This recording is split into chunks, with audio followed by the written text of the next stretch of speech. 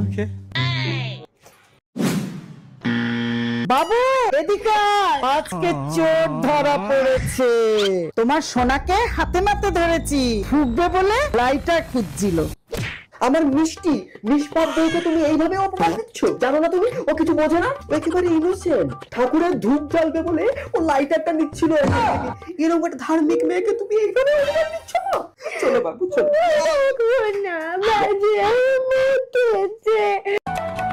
সব খুঁজে দেয় বউ থাকে পাশে। আমাকে এক গ্লাস জল দাও তো। ये भगवान क्या जुल्म है।